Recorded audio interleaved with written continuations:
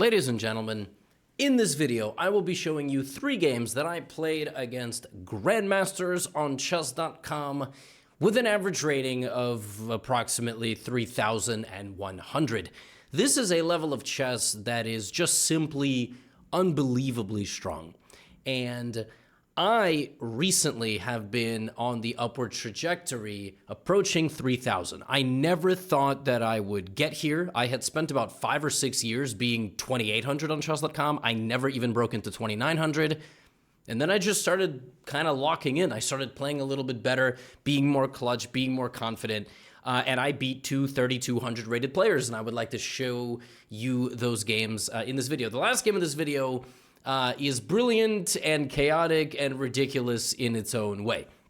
So 3 games. Hopefully you learned something. I like to share my ups and my downs with you, and sometimes, you know, things go my way. In this game, I'm playing Mkhitaryan. I don't know if I've ever covered Hike in my videos. Definitely his over-the-board games. His name is Hike Martirosyan. I have no idea what his chess.com username is, why it's this, what it means. And he is rated like 3,190. That was the rate. His rating on the screen is the rating after this game. I opened up with d4. Now, what's funny about this game is whether he knew it or not, he played e6, and I thought this was very funny because now I can't play the Trompowsky. And I was just wondering, like, is my Trompowsky so powerful that people have seen my content and don't want me to play it? I don't know, I just thought it was very humorous. Maybe I was overthinking it, but obviously, you know, I just developed my knight and then I put my bishop on g5 anyway. So now instead of a Trompowsky, this is known as a Torre attack because Grandmaster Torre used to play this all the time back in the day. I still kind of turned this into a Trompowsky, and in this game, Hike allowed me to take the entirety of the center, which I did. Then I played the move c3, which is a normal move. And then your bishop goes here. You have very good control of the center. He went h6. And to be honest with you, I was extremely proud of how I played this game. Like, really. So I took the knight. This is not the best move, but it's what I normally do in these positions. Actually, at this point, I can just go back, and it's like, it's just the position. But I took, and I developed my bishop. I just have an extremely easy and comfortable position. And, you know, black at some point will attack my center. Now, he played g6. g6 is KG. It's like very 6th rank style. You know, he's trying to go to g7. He's trying to bait me in. I castled because that can't be more natural. And then he put the bishop on g7. You will notice he's not castling. He wants to sidestep the impact of e5. He wants to have a bishop that pressures the center. And people play like this with black. They put all the pawns like this. At your level, at beginner and intermediate level, it can be kind of annoying because you're trying to break in, but you can't figure out exactly how you're going to do it. Yeah, it can be a bit of a struggle. Like at this point, the computer with white just wants to take space. I went queen e2, and I had a very straightforward plan. My plan was to put my rooks in the center and then advance my pawn. Now, he actually allowed me to play the move e5 here, which when I briefly analyzed the move e5, I thought, if black gets one more move, in fact, he should have probably played it, he will develop all his pieces. You know, we always teach people you got to castle and then play in the center. But actually, in this position, it would have been better for black to play in the center because the alternative is I play this move e5. And now, actually, he's in trouble. And I could tell from the amount of time that he spent in this position, he didn't like his position, which is always nice. It's always a nice sign from the opponent. Now, upon preliminary thought, after this trade of pawns, it kind of looks like his 2 pieces will take there, and then he has queen d3. So the idea, knight e5, bishop e5, queen d3. The problem is, I play knight e4, and he loses. His king is super vulnerable, and the game is just lost. Which is why, even taking once can be very risky for black, as, you know, I'm going to get both my rooks into the game. So in the game, he went bishop d7, which is just a waiting move, and here I brought my rook to e1, and I wanted to bring the other rook to d1 in the future. He played pawn takes now and played queen e7. At this point, I have multiple options for what to do next. The engine really likes the move b4, just taking space, disallowing the pieces from moving. I'm an attacking player, though, and I sense that I have a dominant moment in the position, so it is time to create some attacking chances against this king. And I just push the pawn all the way to h5. The best move here for black is to play g5, allow the attack, but then basically hide on f8. What I really love about this game is how well I'm playing so far. Like, I'm clearly understanding the position super well. He spent 0.5 seconds here, and he kind of bluffed, but he kind of like called my bluff at the same time, if that makes sense. He just chopped the pawn and was like, come mate me. And I was like, I'm married, but okay. And then he went bishop to e8. He just completely is unafraid of the move queen h7, right? And he goes to f8. Now, for a moment, yeah, I don't have any follow-up. There is nothing in this position, nothing. But I'm going to be bringing more pieces. Now, again, I think I played the best move here, and I'm very proud of this. I played this move in 1.9 seconds, so it's just really good that when the position is dynamic and demands a certain degree of finesse, I understand the best move. The best move in this position is to play rook to e3, because it does three things. Number one, you want to double up, you want to activate that rook, and you want to overprotect e5, because the e5 pawn basically shuts down the entire black position, and without it, black is not going to liberate any of the pieces. The second thing it does is protect the bishop. And that's important because maybe at some point I will need to use my queen for offensive measures, and I will need to move some pieces here. And the third thing that it does is maybe when I move this knight, my rook will join, and then I will go checkmate black. Like, rook e3 is a very useful move. I played it, and I mean, really, like, the time sink was a lot here from him. You know, he also trying to double the rooks. I bring my rook, and now my position is just wonderful. Like, we have a really, really comfortable position. Now I need to figure out what to do. I have a 15-second lead on time. At this point, generally, I start crapping my pants and losing to higher-rated players because I did everything, and now I have to kind of keep going and keep justifying the position. But I went knight f1. I really understood that, like, okay, that's my worst piece. It's also in the way, like, I can't move my bishop. So if I go knight f1, knight g3, knight h5, how exactly is Hike gonna stop me from checkmating him? It's actually really difficult. At this point, he needs to start playing moves like h4, trying to prevent knight to g3. The computer actually wants f5 now.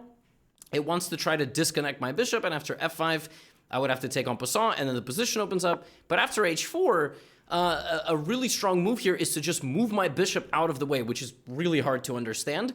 Instead, with knight f1, you know, I quickly went knight h2 with a simple idea of like, well, if I can't go there, now by pushing your pawn, you weaken that square, and I'm going to go knight h2, knight g4, and try to, you know, get in, which is also reasonable. You know, I went knight h2.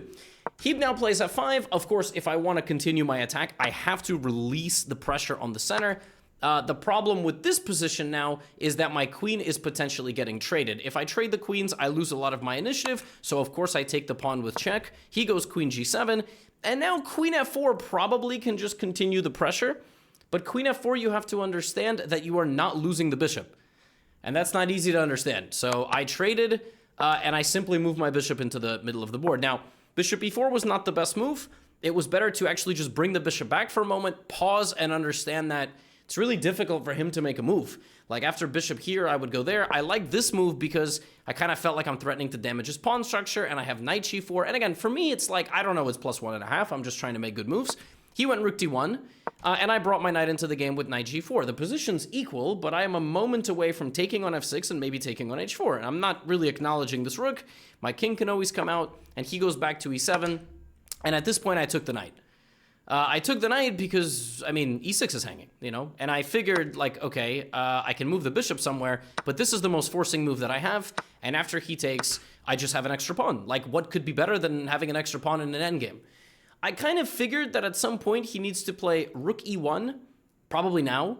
And after rook e1 and I maybe take, he likely has to just go into an endgame where we play bishop versus knight, and I'm up a pawn, but maybe the bishop can hold. And this resulting endgame would be his best bet. But he went bishop c5. And when he played bishop c5, I was like, 2 pawns up now? And now he can't take, and what's amazing is both my pawns are covered by both knights, and my king can always get out. And then I had a thought. I was like, wouldn't it be nice if we...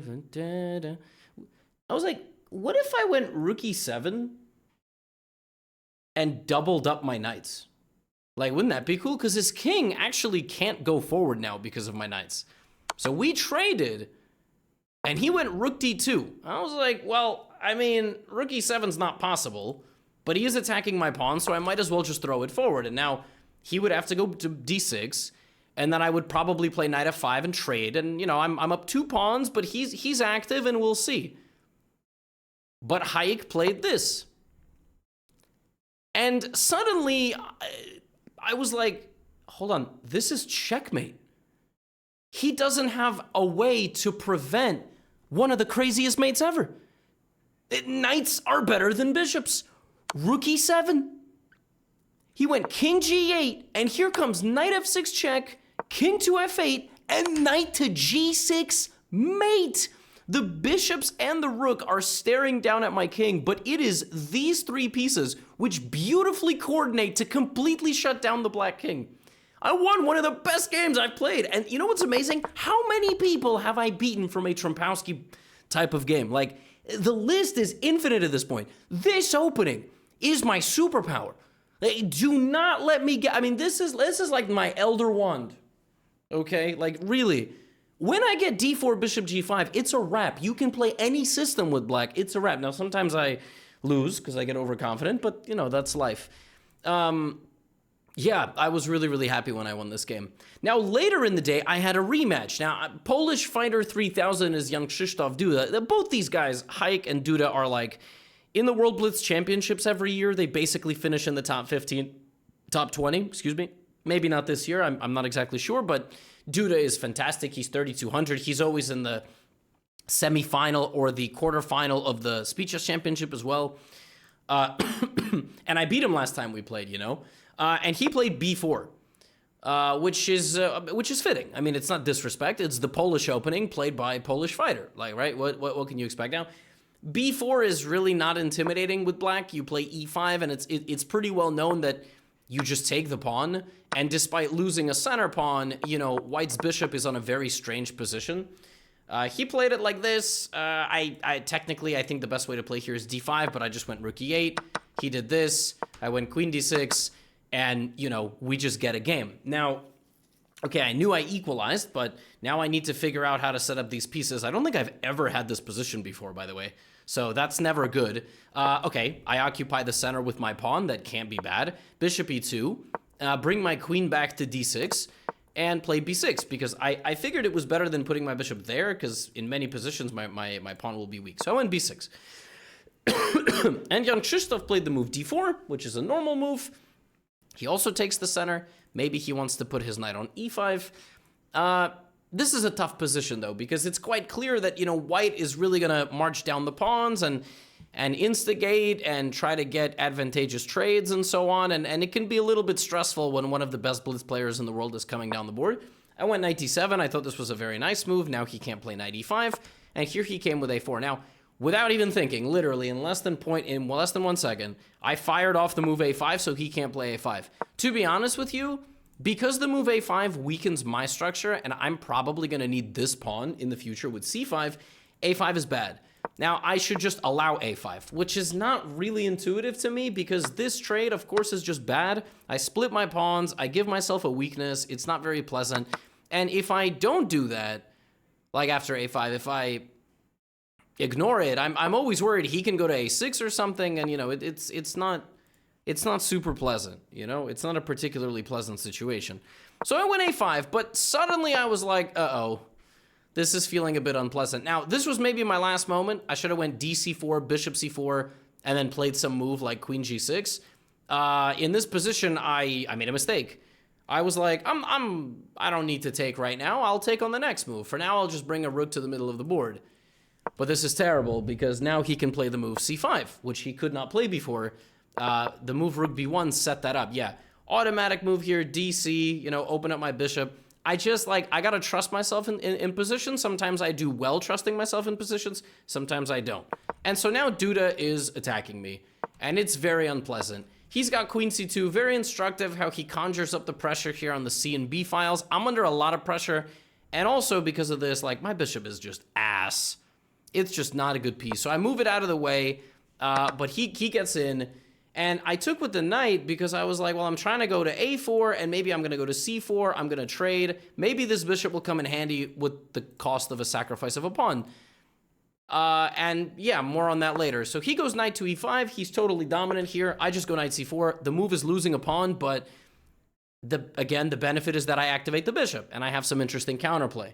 Now, what's funny about this position is he only has one way to get this advantage. Like, it's +2, but it's not clear at all how to get this advantage. What do I mean by that? Well, if he just takes my pawn like this, you know, I'm going to start an attack on his king, queen g5, etc. I even have this move c5, which is very cool. I wouldn't have played this in the game. I wouldn't have seen this move. But the point is to sack the pawn, open the d file, and suddenly bishop e4 comes in, and black is completely back in the game. So just this kind of instructive moment here, the cost of a pawn to open up the position. If queen c4, I play queen g6. If he goes here, he's probably going to lose. Apparently, it's just equal, but it's a very unpleasant position. And so in reality, the move knight c4 is a fantastic piece of counterplay. But here, he plays an insanely clutch move. Like, and he calculated it from this position, which is super impressive. Takes, the only move in the position, you can try to find it, rook b5. Rook b5 is wicked. It is really, really wicked. It's a nasty little move. First of all, it stops queen g5. That's literally the idea of the move, which is disgusting. Second of all, it threatens this. So now all three of my pawns on the queen side are soft, and he stopped my biggest piece of counterplay. Rook b5 is a really nice move. Now I'm like, all right, crap, I'm going to probably lose, but let's play, you know, we got to play on a little bit. So one pawn is going to soon collapse. There it is. The second pawn is going to soon collapse. I mean, I could just, you know, flounder and die, and, you know, like, and I'm going to lose the game. But I'm threatening mate. He defends himself, right? I play c6, he grabs a second pawn, and I just am kind of moving around, you know? He's gotta try to beat me. At this point, he starts styling on me. He's like a fighter who's picking me apart but won't knock me out. You gotta knock me out here with some various moves, but he plays queen e7! The point is that he's threatening to take my rook, and obviously I can't take because of the back rank mate. And the other idea is to reposition the queen and defend from that side. So I play rook e6, he goes to c7, he's looking to trade my queen, and I just make sure my king is never having a back rank problem again. Like now I can go to h7, I don't have to worry about some little tricks. And obviously the winning idea here for white is literally to just push the pawn, and ultimately I will need to sacrifice one of my pieces for it. I continue to make some vague threats, but I literally have no threat. He goes a5. What's amazing about this position is the move queen e4 here, I've actually worked my way back into the game, but I don't have a lot of time, 40 seconds. I didn't know if queen e4 was the best move.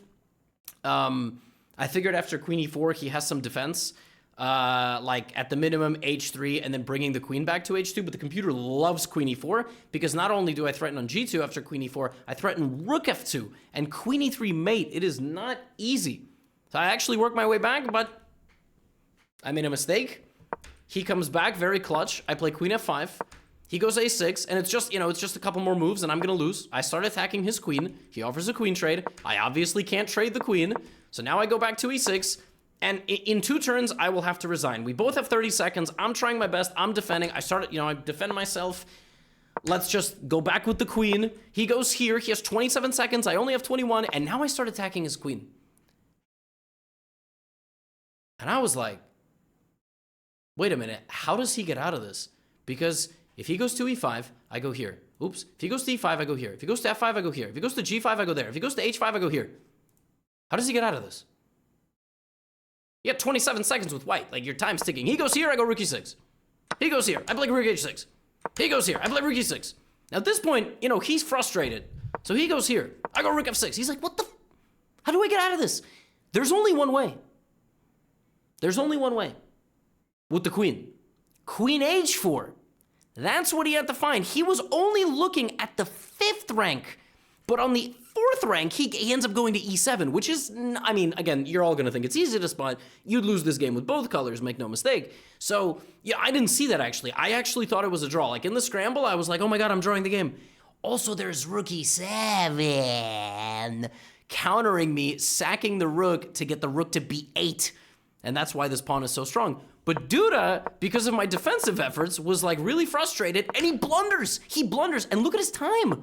He tanked here for 10 seconds because he couldn't believe he was drawing such an amoeba like myself, you know, and he wanted to win, and he was winning, but he didn't find it. And then he went here, and obviously now, you know, with 15 seconds, my brain is short-circuiting because he's playing for tricks. And I was thinking, if rook a7, there's this and this, so I quickly took it, only to realize he can take my rook first.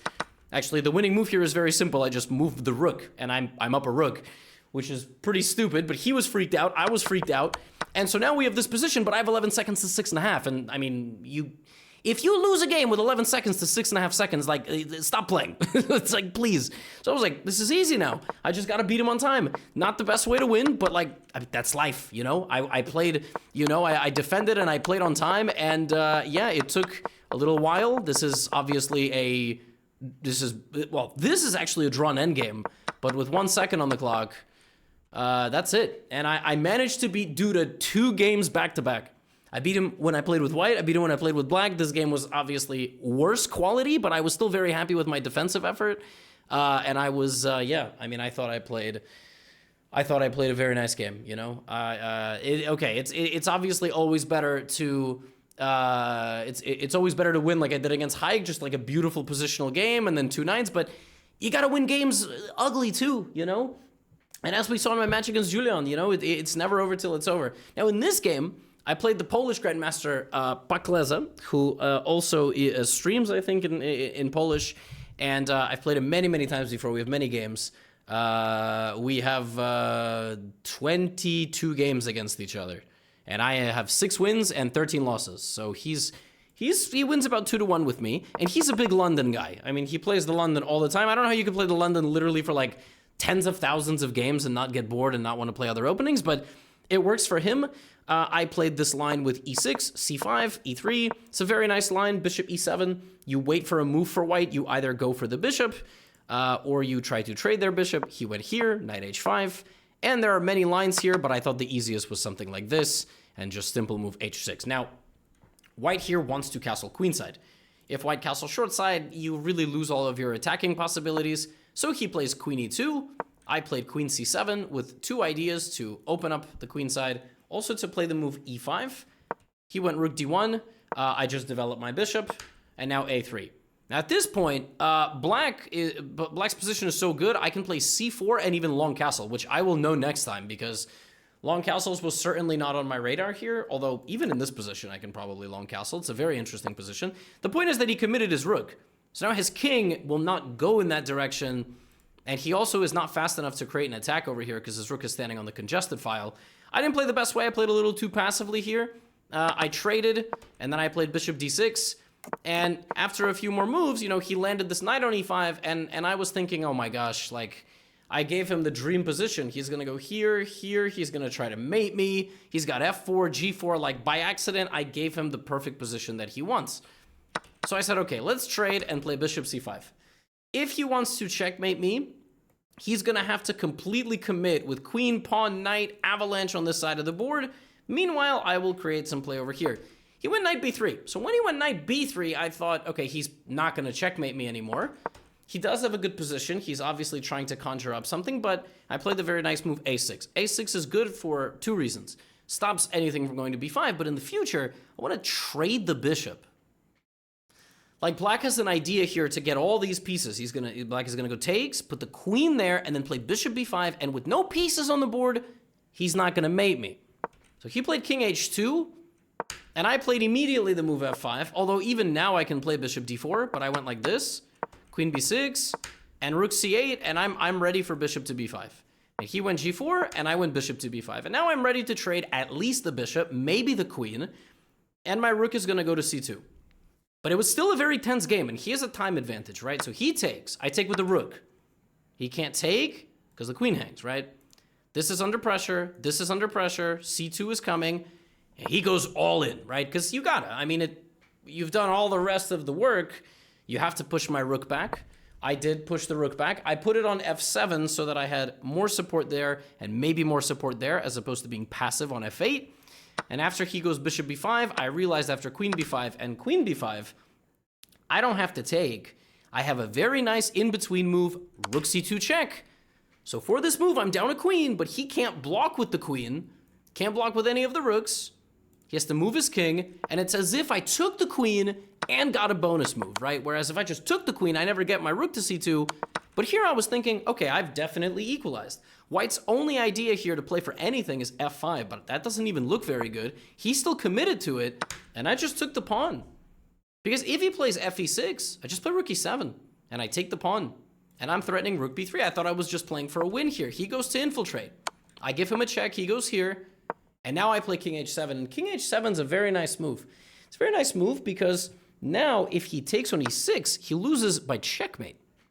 g5 and rook h3 mate. So when I got the king to h7, I started feeling very confident. He infiltrates with rook c8, and I grab a second pawn. The computer is unimpressed. It actually wants me to go for this pawn, but I thought, I mean, it's a pawn. Like, why would I? It's a rook endgame, right? He goes rook e8, and I play rook c7.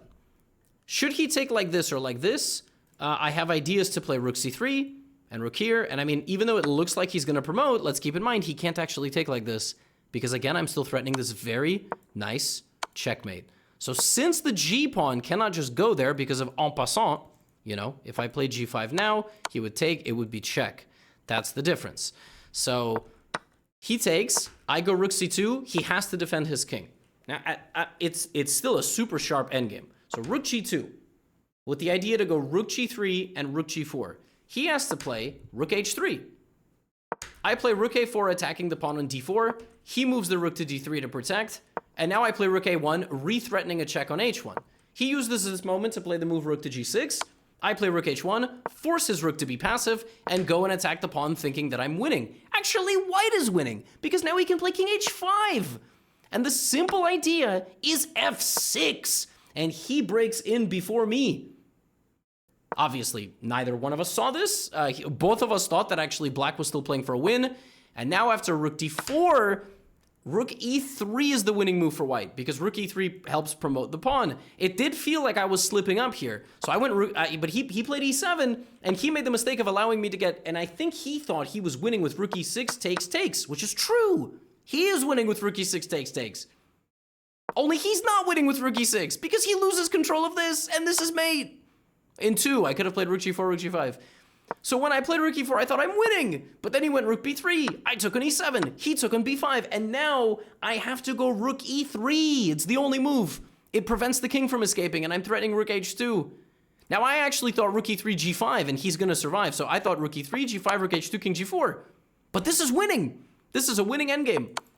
After g5, I'm actually, like, I'm still winning. I take, and I have, like, rook e4, it's winning. But I only, you know, you don't have any time to calculate anything. So instead of rook e3, I went rook e1, which is still winning. But then he went king h3, and now I have to play rook this way to threaten a ladder. Instead, I went this way and went, oh my goodness, he has rook b7. He's winning for a move. But he blundered back. He took on d5. And now I'm winning, but because at this point I realized I was making too many mistakes in time trouble, I repeated the position and we made a draw thinking that was the best that I could do. Instead, I can play rook g4. I just play rook g4 and I'm up 2 pawns in a rook endgame. Like, I mean, but once I, like, again, when you're in a time scramble and you realize you're making mistakes, I've already made 2 decisive mistakes in this time scramble. I just thought, okay, let's end the game, draw, let's not lose. Yeah, but I was winning. I mean, I was winning in the final position, and then on the previous move I was losing, and in the previous I was winning. So I figured I would share this because, you know, as well as I played, 2 people with an average rating of 3,000 can still suck. So there you go. That's your inspiration for the day. Folks, I got to my peak blitz rating yesterday of 2,993. It's crazy. And I will cover Tata Steel tomorrow. Hope you enjoyed this video. And I'll see you in the next one. Get out of here.